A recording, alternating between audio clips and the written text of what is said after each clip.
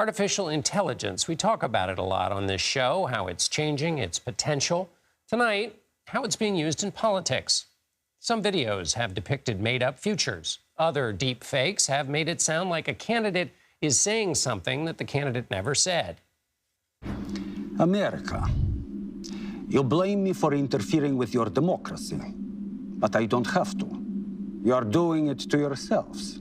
We're entering an era in which our enemies can make it look like anyone is saying anything at any point in time, even if they would never say those things. Our great national anthem, Baby Shark do-do-do-do-do, Baby Shark do-do-do-do-do, Baby Shark. These are not the best current examples, but to use current examples, we'd be taking the bait of their creators. Instead, we'd like to talk about this minefield with Danielle Citron, professor of law at the University of Virginia Law School. Professor, thank you.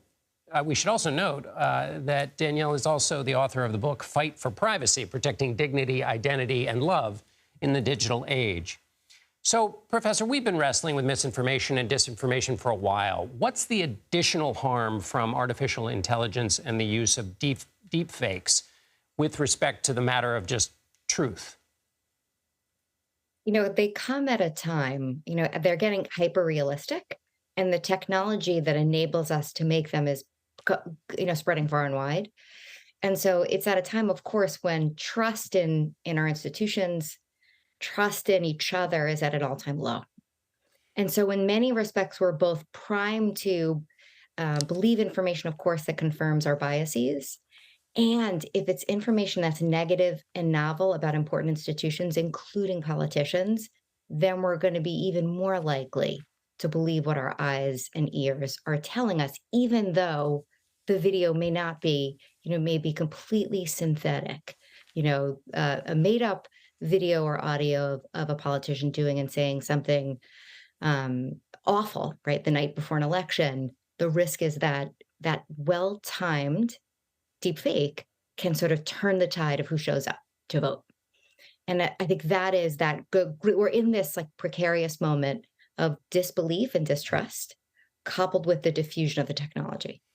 Let me ask you about the specifics in a second, but before we get there, back to this general idea of truth. So is what you're saying is you're not talking just about a bad ad here or there, as damaging as that could be. You're talking about an erosion of kind of our baseline relationship with the truth. If it's a world in which whatever you're seeing may be true or not true, it allows you to be credulous if that is what you want to be, or be doubtful if that's what you want to be, and that's easier in this new world. That's right. It's almost like a pick your own adventure in terms of politics. And what really troubles, so Bobby Chesney, the dean of University of Texas Law School, and I wrote a paper in 2019, and we described the phenomenon of when someone wants to disassociate themselves from truthful, real videos or audio showing them doing, saying something that, is unappealing, that they can easily just say, that's not true, right? You can't believe anything your eyes and ears are telling us these days. And we call that the liar's dividend, that we're in this environment with such epistemic distrust, right, of institutions, of each other. If you're not on my team, I don't trust you, right? The sort of tribalism that I think we worry that not only will we immediately choose our adventure of what we want to believe, right, confirmation bias, but that when the truth is out there, right, showing someone faithfully doing something, they can easily just point to it and say, you can't believe anything these days, right? And we saw, the President Trump tried to do that with the Access Hollywood tape. And at the time, I think it just kind of rolled off our shoulders, right? It was long enough ago, but I think we're in a moment of sort of truth crisis. So then as the last question, when we address this, give us a sense of whether you think there needs to be some kind of regulation. And as you explain your answer, is there what rights do we have to keep in mind that would have to be a part of any kind of solution to this moment we're in? Right. I'm a law professor. So you might say, okay, Danielle, I know you're going to say the law is an answer, right? But law is a really blunt tool. And especially when it comes to politics and public discourse around elections, I worry that when we start crafting laws that are designed to address lies about politics, that it's going to be really hard to craft those laws, and the trade-off might be pretty significant. So you might be able to address kind of deep fakery related to defamation, right? We can do that in the law.